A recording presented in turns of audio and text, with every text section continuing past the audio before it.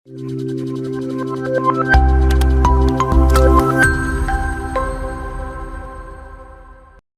Every one, welcome to learn wise. നമ്മൾ discuss ചെയ്തുകൊണ്ടിരിക്കുന്നത് MHI 109 Indian national movement എന്ന പേപ്പറാണ് അല്ലെ. അപ്പൊ നമ്മൾ കഴിഞ്ഞ ക്ലാസ്സിൽ ഈ ഒരു പേപ്പറിന്റെ പ്രധാനപ്പെട്ട യൂണിറ്റുകൾ ഏതൊക്കെയാണ്, ഓരോ യൂണിറ്റുകളെ കുറിച്ചിട്ടും വളരെ ബ്രീഫ് ആയിട്ട് നമ്മൾ പരിചയപ്പെട്ടിട്ടുണ്ടായിരുന്നു. ഇന്ന് നമ്മൾ ഡിസ്കസ് ചെയ്യാൻ ഉദ്ദേശിക്കുന്നത് ആദ്യത്തെ യൂണിറ്റ് ആയിട്ടുള്ള നേഷൻ ആൻഡ് നാഷണാലിസം ആണ്. രണ്ട് പാർട്ടുകളിലായിട്ടായിരിക്കും നമ്മൾ ഈ ഒരു യൂണിറ്റിനെ കവർ ചെയ്യുന്നത്. ഇന്നത്തെ പാർട്ട് 1 നേഷൻ, നാഷണാലിസം തുടങ്ങിയിട്ടുള്ള ടേമുകളെ സോഷ്യൽ സയന്റിസ്റ്റുകൾ എങ്ങനെയാണ് നോക്കിക്കണ്ടിരുന്നത്, നേഷൻ നാഷണാലിസത്തിന് ഇവർ നൽകിയിട്ടുള്ള പ്രധാനപ്പെട്ട നിർവചനങ്ങൾ അഥവാ ഡെഫിനിഷൻസ് എന്തൊക്കെയായിരുന്നു, ഇതൊക്കെയാണ് ഇന്നത്തെ ക്ലാസ്സിൽ നമ്മൾ പ്രധാനമായിട്ടും ഡിസ്കസ് ചെയ്യുന്നത്. കഴിഞ്ഞ ഇൻട്രൊഡക്ഷൻ പറഞ്ഞപ്പോൾ നമ്മൾ പറഞ്ഞു എന്താണ് Indian national movement. Indian national മൂവ്മെന്റിന് കാരണമായിട്ടുള്ള 19ാം നൂറ്റാണ്ടിൽ എമേർജ് ചെയ്തിട്ടുള്ള നാഷണാലിസം എന്ന് പറയുന്ന ഐഡിയോളജിയെ കുറിച്ചും ഇന്ത്യയിൽ നാഷണാലിസത്തിന്റെ എമർജൻസിന് കാരണമായിട്ടുള്ള വിവിധ ഫാക്ടേഴ്സും നമ്മൾ കഴിഞ്ഞ ക്ലാസ്സിൽ ഡിസ്കസ് ചെയ്യേണ്ടായി. ഇന്ത്യൻ നാഷണൽ മൂവ്മെന്റ് എന്ന് പറഞ്ഞാൽ നമുക്കറിയാം, it was a grand and prolonged struggle launched against British imperialism. ഇന്ത്യയിലെ ബ്രിട്ടീഷ് ഇമ്പീരിയലിസത്തിനെതിരെയായിട്ട് ലോഞ്ച് ചെയ്ത വളരെ കാലം നീണ്ടു നിന്നിരുന്ന ഒരു സ്ട്രഗിൾ ആണ് ഇന്ത്യൻ നാഷണൽ മൂവ്മെന്റ് എന്നുള്ളത്. ഇന്ത്യൻ നാഷണൽ മൂവ്മെന്റിന്റെ പിറകിലുണ്ടായിരുന്ന അതിനെ ഡ്രൈവൺ ഫോഴ്സ് എന്ന് പറയുന്നത് നാഷണലിസം എന്ന് പറയുന്ന ഐഡിയോളജിയുമാണ്. In the context of Indian national movement, Indian nationalism represented two major ideas, anti imperialism and national unity. അപ്പം ഇന്ത്യൻ നാഷണൽ മൂവ്മെന്റ് റെപ്രസെന്റ് ചെയ്യുന്ന രണ്ട് പ്രധാനപ്പെട്ട ഐഡിയാസ് എന്ന് പറയുന്നത് ഒന്ന് ആന്റി ഇമ്പീരിയലിസവും നാഷണൽ യൂണിറ്റിയുമാണ്. നമുക്കറിയാം, ബ്രിട്ടീഷ് ഭരണത്തിന് കീഴിൽ ഇന്ത്യയിലെ ജനങ്ങൾ പലതരത്തിലുള്ള ചൂഷണങ്ങൾക്ക് വിധേയരായിട്ടുണ്ടായിരുന്നു. വളരെ ഉയർന്ന തോതിൽ അവര് ടാക്സുകൾ ഇമ്പോസ് ചെയ്തിട്ടുണ്ടായിരുന്നു. അതോടൊപ്പം തന്നെ ഡീ ഇൻഡസ്ട്രിയലൈസേഷന്, ഡ്രെയിൻ ഓഫ് വെൽത്ത്, ഇങ്ങനെ പലതരത്തിലുള്ള അവരുടെ ചൂഷണങ്ങൾ ഇന്ത്യയിലെ ജനങ്ങൾ മനസ്സിലാക്കിയതോട് കൂടിയിട്ടാണ് ഈ ഒരു ഇന്ത്യൻ നാഷണൽ മൂവ്മെന്റ് ശക്തി പ്രാപിക്കുന്നത്. അപ്പം ഇന്ത്യക്കാരെ മനസ്സിലാക്കാണ് ഇന്ത്യയിലെ എല്ലാ തരത്തിലുള്ള സോഷ്യൽ, ഇക്കണോമിക് ആൻഡ് പൊളിറ്റിക്കൽ ബാക്ക്വേർഡിന് കാരണം ബ്രിട്ടീഷുകാരുടെ ഇന്ത്യയിലെ ഭരണമാണ്. സോ ഇതിലൊക്കെ ഫ്രസ്ട്രേറ്റഡ് ആയിട്ടുള്ള ആളുകൾ അവരാണ് ഈ ഒരു ഇന്ത്യൻ നാഷണൽ മൂവ്മെന്റിലേക്ക് എത്തിയിട്ടുണ്ടായിരുന്നത്. ആദ്യഘട്ടങ്ങളിൽ നമ്മൾ പറഞ്ഞു പലതരത്തിലുള്ള അസോസിയേഷൻസ് ഇവര് ഫോം ചെയ്തു. ദെൻ ഫൈനലി ഒരു പാൻ ഇന്ത്യൻ ബേസ്ഡ് ആയിട്ടുള്ള ഇന്ത്യൻ നാഷണൽ കോൺഗ്രസ് ഫോം ചെയ്യുന്നു. ഇന്ത്യൻ നാഷണൽ കോൺഗ്രസിന്റെ നേതൃത്വത്തിലായിട്ടാണ് ഇന്ത്യൻ നാഷണൽ മൂവ്മെന്റ് നടക്കുന്നത്. ഇന്ത്യയിലെ ജനങ്ങൾക്കിടയിൽ ഒരു നാഷണൽ യൂണിറ്റ് കൊണ്ടുവരുന്നതിൽ ഏറ്റവും പ്രധാന പങ്ക് വഹിച്ചിട്ടുണ്ടായിരുന്നത് ഈ ഒരു ബ്രിട്ടീഷ് ഭരണം തന്നെയായിരുന്നു. അതുവരെ ബ്രിട്ടീഷുകാരുടെ ആ ഒരു വരവ് വരെ ഇന്ത്യ നമുക്കറിയാം നിരവധി നാട്ടുരാജ്യങ്ങളായിട്ട് വിഭജിച്ച് കിടക്കായിരുന്നു.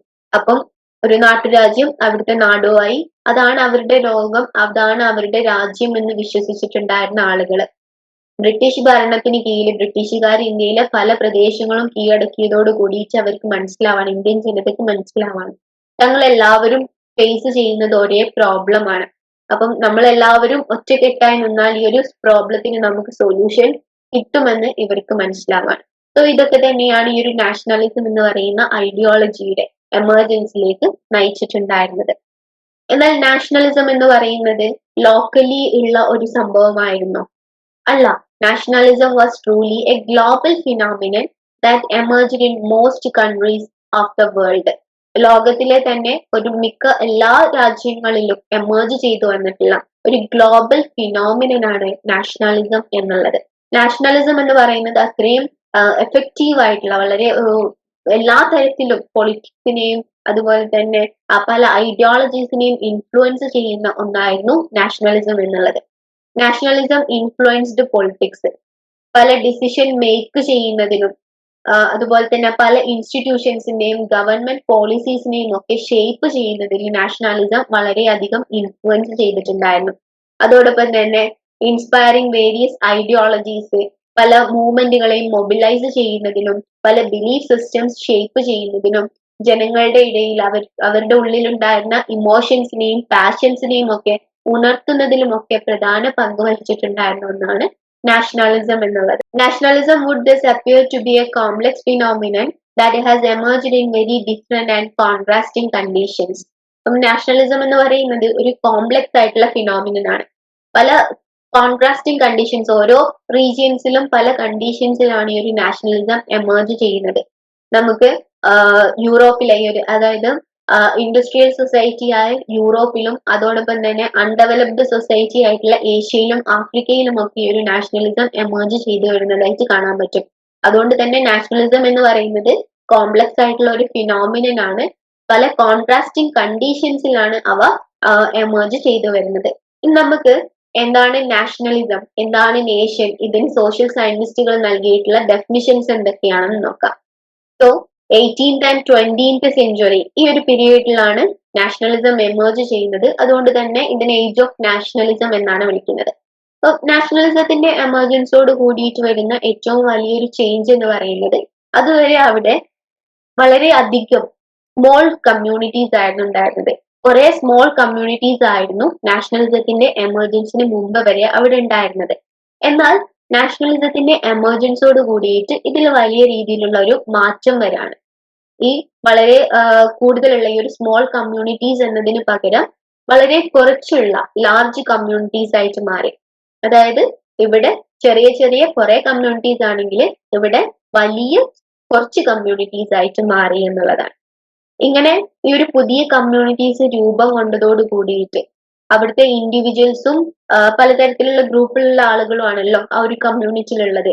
അവർ തമ്മിൽ വ്യക്തിപരമല്ലാത്ത ഒരു കണക്ഷൻ രൂപം കൊള്ളാൻ തുടങ്ങി. അങ്ങനെ പരസ്പരം അറിയാത്ത ആളുകൾ തമ്മിൽ ഒരു ബന്ധം സ്ഥാപിക്കാൻ തുടങ്ങി.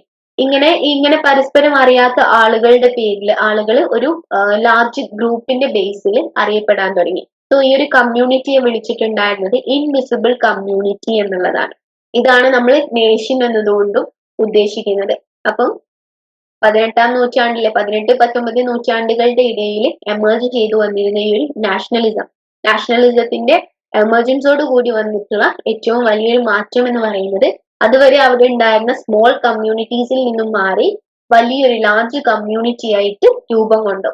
ഈ ലാർജ് കമ്മ്യൂണിറ്റിയുടെ അകത്തുണ്ടായിരുന്നത് യാതൊരു ബന്ധവും ഇല്ലാത്ത, പേഴ്സണലി അറിയാത്ത പല വ്യക്തികളായിരുന്നു. പല വ്യക്തികളും ഗ്രൂപ്പുകളും ഒക്കെ ഉൾപ്പെട്ടിട്ടുള്ള ഒന്നായിരുന്നു ഈ ഒരു ലാർജ് കമ്മ്യൂണിറ്റി എന്ന് പറയുന്നത്.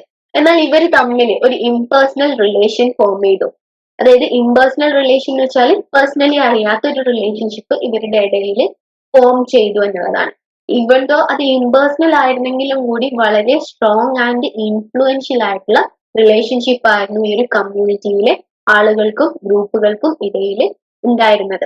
നമ്മൾ ഹിസ്റ്റോറിക് പീരിയഡിലെ പല വില്ലേജ് കമ്മ്യൂണിറ്റീസും നോക്കുകയാണെങ്കിൽ അതൊക്കെ ഫോം ചെയ്തിട്ടുണ്ടായിരുന്നത് ഫെമിലിയാരിറ്റിയുടെ ബേസിലായിരുന്നു.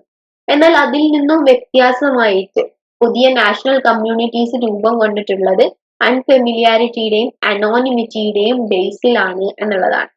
സോ ഇങ്ങനെ ഈ ഒരു ലാർജ് കമ്മ്യൂണിറ്റിയിലെ ആളുകളെ പരസ്പരം കൂട്ടി നിർത്തുന്നതിന്, അവരെ ബൈൻഡ് ചെയ്ത് നിർത്തുന്നതിന് ഒരു കൈൻഡ് ഓഫ് ഇമാജിനേഷൻ ആണ് എന്നാണ് പൊതുവെ പറഞ്ഞിട്ടുണ്ടായിരുന്നത്. സോ ബെനഡിക്ട് ആൻഡേഴ്സൺ ഈ ഒരു കമ്മ്യൂണിറ്റിയെ ഇമാജിൻഡ് കമ്മ്യൂണിറ്റി എന്ന രീതിയിലാണ് അദ്ദേഹം റെഫർ ചെയ്യുന്നത്. അപ്പം ഇമാജിൻഡ് കമ്മ്യൂണിറ്റി എന്ന് വിളിച്ചത് ആരാണ്? ബെനഡിക്ട് ആൻഡേഴ്സൺ ആണ്. ദെൻ മറ്റൊരു പ്രധാനപ്പെട്ട സോഷ്യൽ സയന്റിസ്റ്റ് ആണ് ഏർണസ്റ്റ് ഗെൽനർ എന്നുള്ളത്.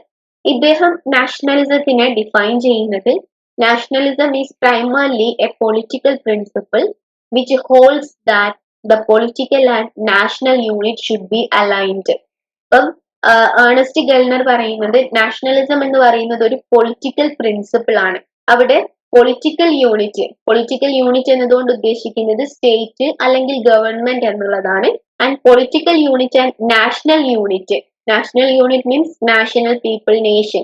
അതാണ് നാഷണൽ യൂണിറ്റ് എന്നതുകൊണ്ട് ഉദ്ദേശിക്കുന്നത്. അപ്പം ഏർണസ്റ്റ് ഗെൽനർ പറയുന്നത് പൊളിറ്റിക്കൽ യൂണിറ്റും നാഷണൽ യൂണിറ്റും അലൈൻ ചെയ്യണം. അതായത് അതുകൊണ്ട് ഉദ്ദേശിക്കുന്നത് സ്റ്റേറ്റ് എന്ന് പറയുന്നത് നേഷനിലെ ആളുകളുടെ താല്പര്യത്തിനനുസരിച്ച് വർക്ക് ചെയ്യുന്ന, അവരെ സെർവ് ചെയ്യുന്ന, അവരെ റെപ്രസെന്റ് ചെയ്യുന്ന ഒന്നായിരിക്കണം.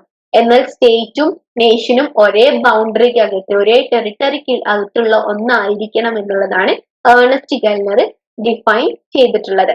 സിംപ്ലി പറയുകയാണെങ്കിൽ state and government and people should be aligned and working together. അവരെന്താകണം? അലൈൻഡ് ആൻഡ് ഒരുമിച്ച് ഒരേ ലക്ഷ്യത്തിന് വേണ്ടി പ്രവർത്തിക്കുന്നവയായിരിക്കണം എന്നുള്ളതാണ് ഏണസ്റ്റ് ഗാൽനർ പറയുന്നത്. സോ ഈ ഒരു പ്രിൻസിപ്പിളിന്റെ അടിസ്ഥാനത്തിൽ നാഷണലിസത്തിനെ ഒരു സെന്റിമെന്റ് അല്ലെങ്കിൽ ഒരു മൂവ്മെന്റ് എന്ന രീതിയിലാണ് ഡിഫൈൻ ചെയ്തിട്ടുള്ളത്.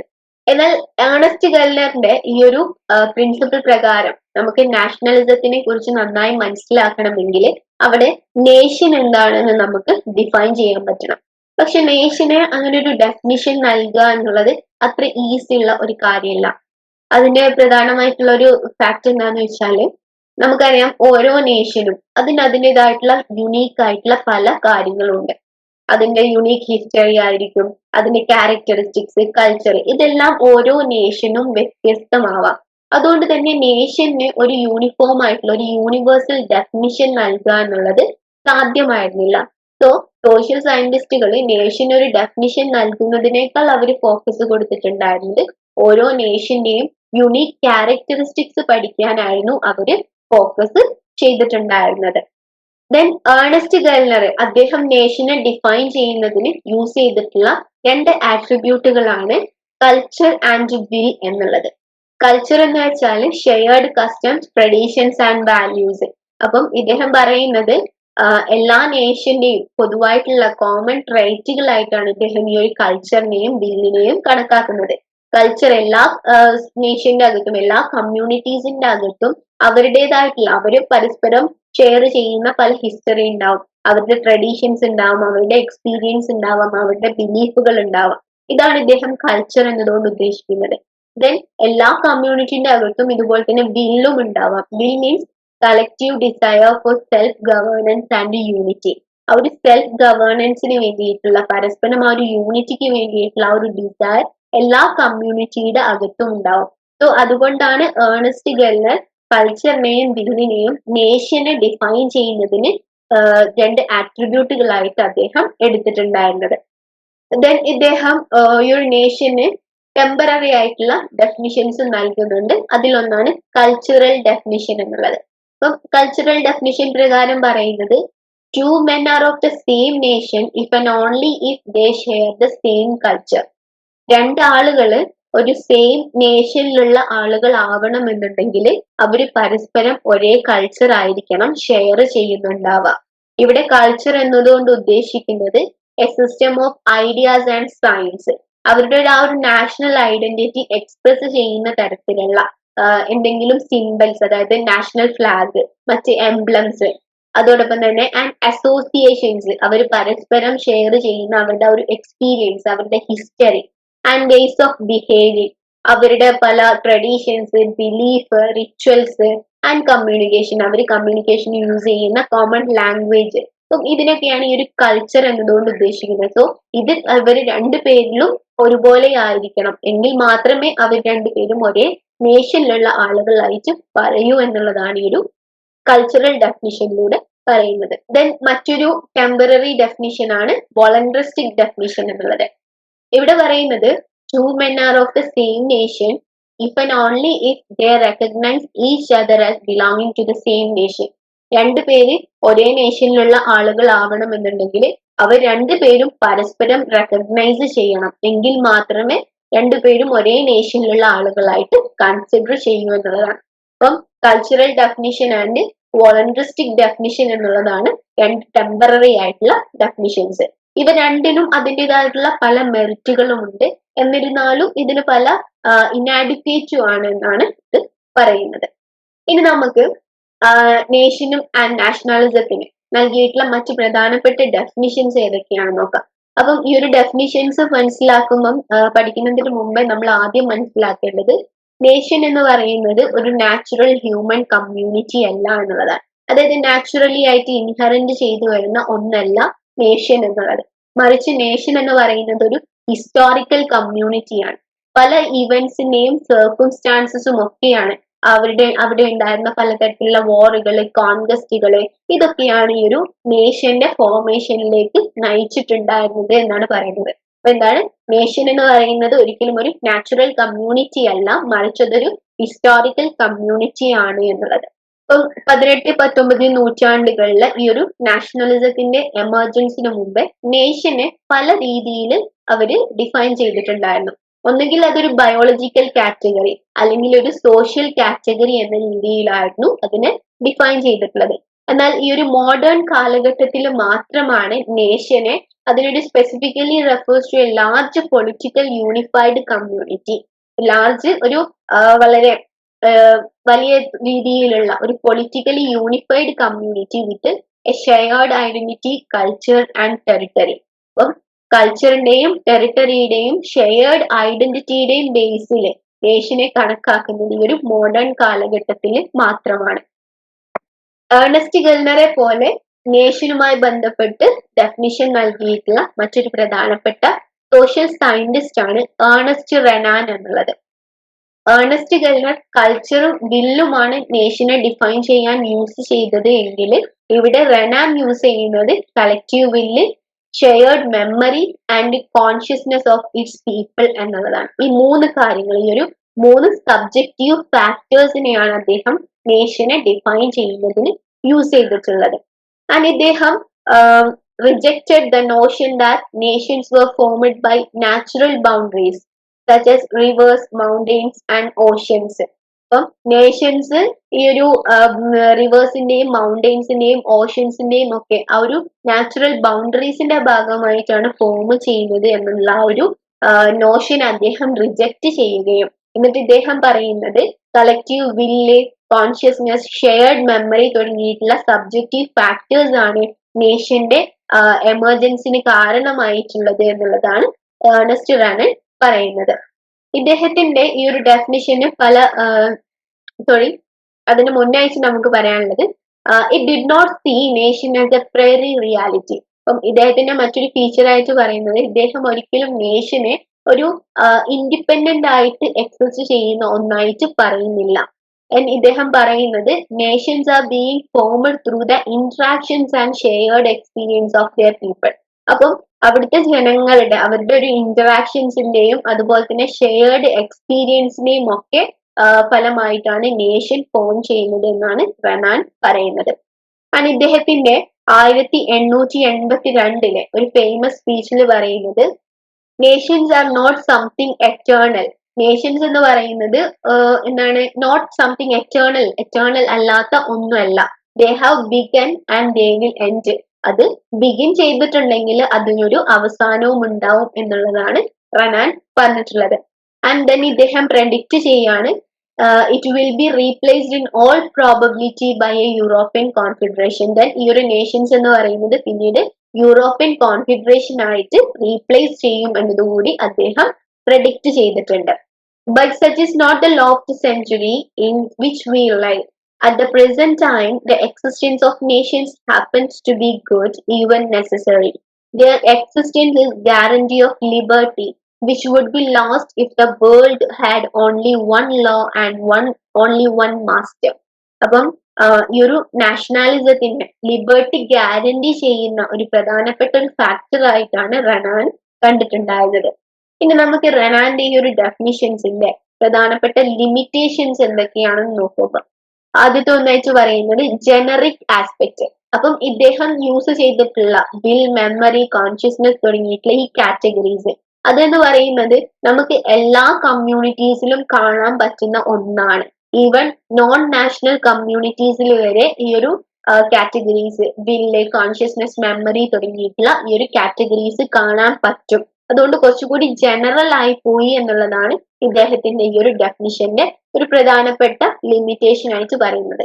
ദെൻ മറ്റൊരു ലിമിറ്റേഷൻ പറയുന്നത് നെഗ്ലിക്റ്റ് ഓഫ് ഡിസ്റ്റിങ്റ്റീവ് ഫീച്ചേഴ്സ്. അപ്പം ഇദ്ദേഹം ഈ ഒരു ജനറൽ ആസ്പെക്റ്റിന് കൂടുതൽ പ്രാധാന്യം നൽകിയിട്ട് ഓരോ നാഷനെയും മറ്റൊരു നേഷൻസിൽ നിന്നും ഡിഫറൻഷിയേറ്റ് ചെയ്യുന്ന അതിന്റെ ആ ഒരു യുണീക് ക്യാരക്ടറിസ്റ്റിക്സിന് വലിയ രീതിയിലുള്ള ഇമ്പോർട്ടൻസ് കൊടുത്തില്ല, അതിനെ നെഗ്ലിക്റ്റ് ചെയ്തു എന്നുള്ളതാണ് റെനാന്റെ ഡെഫിനിഷന്റെ മറ്റൊരു ഡിമെറിറ്റ് എന്ന് പറയുന്നത്.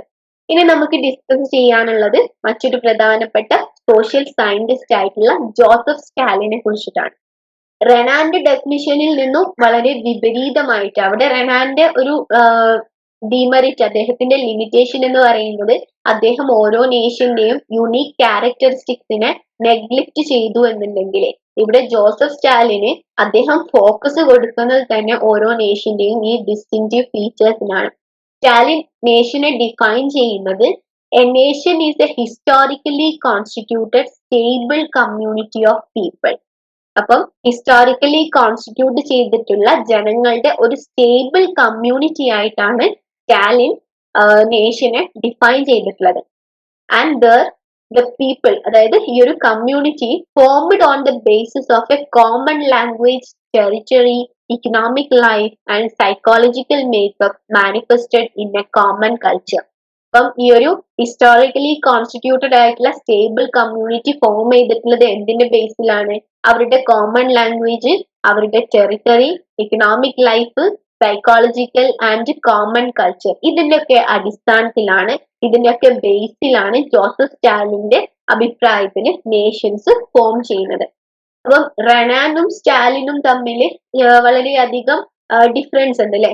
ഇവര് രണ്ടുപേരും, അവിടെ റെനാൻ നേഷൻസിന്റെ ഡിസ്റ്റിങ്റ്റീവ് ഫീച്ചേഴ്സിനെ നെഗ്ലക്ട് ചെയ്യുന്നെങ്കിൽ ജോസഫ് സ്റ്റാലിൻ അതിനെ ഫോക്കസ് ചെയ്യാണ് ഉണ്ടായിരുന്നത്. എന്നാൽ ഇവർ തമ്മിലുള്ള ഒരു സിമിലാരിറ്റി എന്ന് പറയുന്നത്, രണ്ടുപേരും കാണുന്നത് നേഷൻ എന്ന് പറയുന്നത് ഒരു ഇൻഡിപെൻഡന്റ് ആയിട്ട് എക്സിസ്റ്റ് ചെയ്യുന്ന ഒന്നല്ല, പീപ്പിൾസിന്റെ ആ ഒരു ഇന്ററാക്ഷൻസിന്റെ ഒക്കെ ഭാഗമായിട്ടാണ് നേഷൻസ് ഫോം ചെയ്യുന്നത് എന്നുള്ളതാണ് ജോസഫ് സ്റ്റാലിനും ഏർണസ്റ്റ് റണ്ണും ഒരുപോലെ അഭിപ്രായപ്പെടുന്നത്. Stalin highlighted the distinctive parts so much that he perhaps ignored the role of general attributes such as will and consciousness in the making of a nation.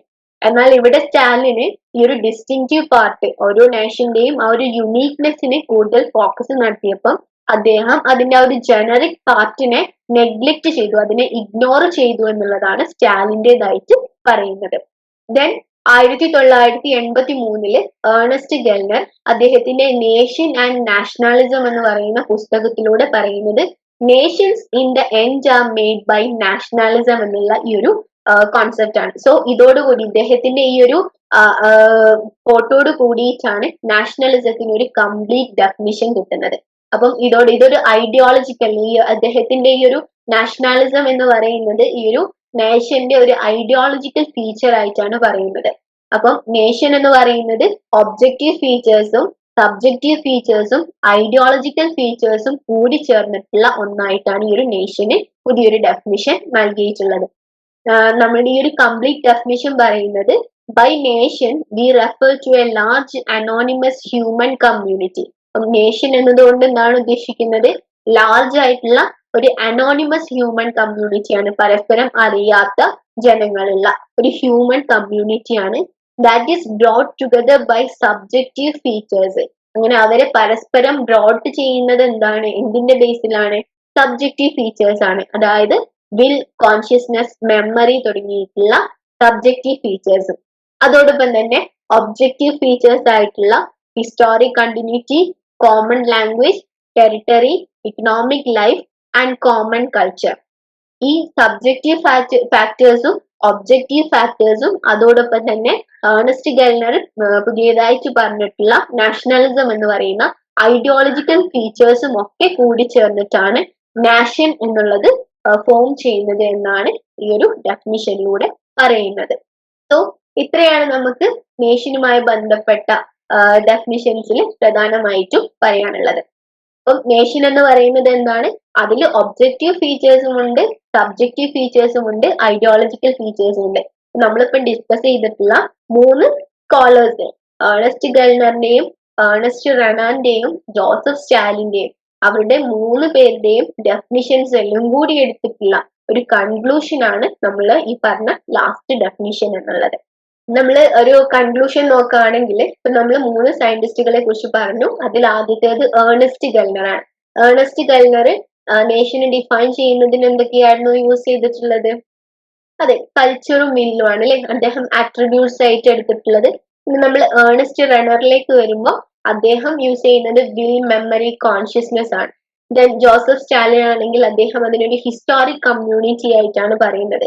അവിടെ അദ്ദേഹം നേഷനെ define ചെയ്യുന്നതിൽ എന്തിന്റെ അടിസ്ഥാനത്തിലാണ് അവർ ഫോം ചെയ്തിട്ടുള്ളത്? Common ലാംഗ്വേജിന്റെയും ടെറിറ്ററിയുടെയും കോമൺ ഇക്കണോമിക് ലൈഫിന്റെയും കോമൺ കൾച്ചറിന്റെയും ബേസിലാണ് നേഷൻ ഫോം ചെയ്തിട്ടുള്ളത് എന്നാണ് ജോസഫ് സ്റ്റാലിൻ പറയുന്നത്. അപ്പം ഈ 3 ഡെഫിനിഷൻസും വെച്ച് നോക്കുമ്പോൾ നമുക്ക് ഈ ഒരു സ്റ്റാലിന്റെ ഡെഫിനിഷൻ തന്നെയാണ് റെനാന്റെ ഒക്കെ ഡെഫിനിഷനേക്കാളും കുറച്ചും കൂടി സുപ്പീരിയർ ആയിട്ട് പറയാനുള്ളത്. സോ ഇത്രയാണ് നമുക്ക് ഡെഫിനിഷൻസിനെ കുറിച്ചിട്ട് പറയാനുള്ളത്. നമ്മൾ 3 സയന്റിസ്റ്റുകളെ കുറിച്ച് പഠിച്ചില്ലേ, സോഷ്യൽ സയന്റിസ്റ്റുകളെ. ആദ്യത്തേത് Ernest Gellner, then Ernest Renan and Joseph Stalin. ഇനി നമുക്ക് നോക്കാനുള്ളത് challenges before a theory of nationalism. നാഷണാലിസത്തിന്റെ ഒരു എമർജൻസിനോട് ബന്ധപ്പെട്ട് തന്നെ, അതിനോട് കോയിൻസിഡൻസ് ആയി തന്നെ ആ ഒരു സമയത്ത് തന്നെ ഉണ്ടായിരുന്ന മറ്റൊരു ട്രാൻസ്ഫോർമേഷൻ എന്ന് പറയുന്നത് അഗ്രാരിയൻ സൊസൈറ്റീസിൽ നിന്നും മാറി ഇൻഡസ്ട്രിയൽ സൊസൈറ്റി ആയി മാറി എന്നുള്ളതാണ്. അതിലേക്ക് ഒരു ട്രാൻസ്ഫോർമേഷൻ സംഭവിച്ചു എന്നുള്ളതാണ്. ഇപ്പം ഏർണസ്റ്റ് ഗൾനർ പറയുന്നത് നാഷണലിസം എന്നുള്ളത് ഇൻഡസ്ട്രിയലൈസേഷന്റെ ഒരു പ്രൊഡക്റ്റ് ആണ് എന്നുള്ളതാണ്. ഇൻഡസ്ട്രിയലൈസേഷന്റെ ഒരു ഫലമായിട്ടാണ് നാഷണലിസം എമേർജ് ചെയ്തു വന്നിട്ടുള്ളത് എന്നുള്ളതാണ് ഈ ഒരു ഏർണസ്റ്റ് ഗൾനർ അഭിപ്രായപ്പെടുന്നത്. എന്നാൽ ഇദ്ദേഹത്തിന്റെ തിയറിക്ക് നിരവധി ലിമിറ്റേഷൻസ് ഉണ്ടായിരുന്നു. ഒന്ന്, geographical disparity. Industrialism was confined to European countries while nationalism spread globally. ഇൻഡസ്ട്രിയലിസം എന്ന് പറയുന്നത് ആ യൂറോപ്യൻ കൺട്രീസിൽ മാത്രം കൺഫൈൻഡ് ആയിട്ടുള്ള ഒന്നാണ്. എന്നാൽ നാഷണലിസം എന്നുള്ളതോ ഗ്ലോബലി സ്പ്രെഡ് ചെയ്തിട്ടുള്ള ഒരു ഗ്ലോബൽ ഫിനോമിനൻ ആണ് നാഷണാലിസം എന്നുള്ളത്. നമുക്ക് എല്ലാ കൺട്രീസിലും, ഓൾമോസ്റ്റ് എല്ലാ കൺട്രീസിലും നമുക്ക് ഈ ഒരു നാഷണലിസത്തിനെ കാണാൻ പറ്റും. എന്നാൽ ഇൻഡസ്ട്രിയലിസം എന്ന് പറയുന്നത് ഈ ഒരു യൂറോപ്യൻ കൺട്രീസിൽ മാത്രമാണ് ആദ്യഘട്ടങ്ങളിലേക്ക് ഒതുങ്ങിക്കൂടിയിട്ടുണ്ടായിരുന്നത്. Then trajectory divergence. Industrialism and nationalism developed differently over time. ഇത് രണ്ടും ഡിഫറെന്റ് ടൈമിലാണ് അതിന്റെ ഡെവലപ്പ് ചെയ്തു വന്നിട്ടുണ്ടായിരുന്നത്. And globalisation of nationalism. Nationalism became a global phenomenon affecting non-industrialized areas. അപ്പം നമ്മൾ പറഞ്ഞു നാഷണലിസം എന്ന് പറയുന്നത് ഒരു ഗ്ലോബൽ ഫിനോമിനൻ ആണ്. ഈ ഒരു യൂറോപ്പിലെ മാത്രം ഒതുങ്ങിക്കൂടാണ്ട് മറ്റ് നോൺ ഇൻഡസ്ട്രിയലൈസ്ഡ് ആയിട്ടുള്ള ഏരിയാസിലേക്കും കൂടി വ്യാപിച്ചിട്ടുള്ള ഒന്നാണ് നാഷണാലിസം എന്നുള്ളത്. നമുക്ക് ഈ ഒരു നാഷണാലിസത്തിനെ ബോത്ത് ഇന്ത്യയിലും അതുപോലെ തന്നെ ഇംഗ്ലണ്ടിലും കാണാൻ പറ്റും. സോ നാഷണലിസം എന്നുള്ളത് ഗ്ലോബലി ആയിട്ടുള്ള ഒന്നാണ്. എന്നാൽ ഇൻഡസ്ട്രിയലിസം എന്ന് പറയുന്നത് ആ ഒരു യൂറോപ്പിൽ മാത്രം ഒതുങ്ങിക്കൂടിയിട്ടുള്ള ഒന്നാണെന്നാണ് പറയുന്നത്. ബെനഡിക്ട് ആൻഡേഴ്സൺ പറയുന്നത് നാഷണലിസം എന്ന് പറയുന്നത് വളരെയധികം ഇൻഫ്ലുവൻഷ്യൽ ആയിട്ടുള്ള പല മൂവ്മെന്റ്സിനെയും മൊബിലൈസ് ചെയ്തിട്ടുള്ള ഈവൻ നേഷൻ ഫോർമേഷന് വരെ കാരണമായിട്ടുള്ള അത്രയും ഇൻഫ്ലുവൻഷ്യൽ ആയിട്ടുള്ള ഒന്നായിട്ടാണ് ബെനഡിക്ട് ആൻഡേഴ്സൺ നാഷണലിസത്തിനെ കാണുന്നത്. എന്നാൽ ഇദ്ദേഹം നാഷണലിസത്തിന് കാണുന്ന ഒരു ഡീമെറിറ്റ് എന്ന് പറയുന്നത് ഇതിനൊരു ഫിലോസഫിക്കൽ ഫൗണ്ടേഷൻ ഇല്ല എന്നുള്ളതാണ്. Lack of philosophical foundation. ഈ നാഷണലിസത്തിന്റെ ഗോൾ, അതിന്റെ എക്സിസ്റ്റൻസ്, അതിന്റെ വാല്യൂ അതൊക്കെ ഡിഫൈൻ ചെയ്യുന്നതിനുള്ള, എക്സ്പ്ലെയിൻ ചെയ്യുന്നതിന് ആവശ്യമായിട്ടുള്ള സെറ്റ് ഓഫ് പ്രിൻസിപ്പിൾ ഇല്ല എന്നുള്ളതാണ് ബെനഡിക്ട് ആൻഡേഴ്സൺ പറയുന്നത്. ആൻഡ് ഇദ്ദേഹവും അതോടൊപ്പം തന്നെ പറയുന്നത് despite the political power of nationalism there is a little consensus on its origin. ഇതിന്റെ ഒരു ഒറിജിനുമായി ബന്ധപ്പെട്ടും ഒരു ക്ലിയർ ആയിട്ടുള്ള ഒരു വ്യൂ ഇല്ല എന്നുള്ളതാണ് ബെനഡിക്ട് ആൻഡേഴ്സൺ പറയുന്നത്. The need for alternative explanation. Social scientists have proposed various explanations for nationalism, recognizing that a single theory may not be sufficient. അതായത് നാഷണലിസത്തിനെ നമുക്ക് ഒരിക്കലും ആ ഒരു സിംഗിൾ തിയറിയിൽ ഡിഫൈൻ ചെയ്യാൻ സാധിക്കില്ല എന്നുള്ളതാണ്. സോ ഇത്രയാണ് നമുക്ക് ഇന്നത്തെ ക്ലാസ്സിൽ ഡിസ്കസ് ചെയ്യാനുള്ളത്. അപ്പം നമ്മൾ പ്രധാനമായിട്ടും പറഞ്ഞിട്ടുള്ളത് നേഷനുമായി ബന്ധപ്പെട്ട ഡെഫിനിഷൻസിനെ കുറിച്ചിട്ടാണ് അല്ലെ. അതിൽ നമ്മൾ 3 സോഷ്യൽ സയന്റിസ്റ്റുകളെ കുറിച്ചിട്ടാണ് പ്രധാനമായിട്ടും പറഞ്ഞിട്ടുള്ളത്. അതിൽ ആരൊക്കെയാണ് വരുന്നത്? ഫസ്റ്റ് ആരാണ്? ഏർണസ്റ്റ് ഗൾനർ, അദ്ദേഹത്തിന്റെ culture and will. Then Ernest Renan, അദ്ദേഹത്തിന്റെ will, memory and consciousness. Then Joseph Stalin. Joseph Stalin എന്തിന്റെ ബേസിലാണ് പീപ്പിൾസ് കണക്ട് ചെയ്തു എന്ന് പറയുന്നത്?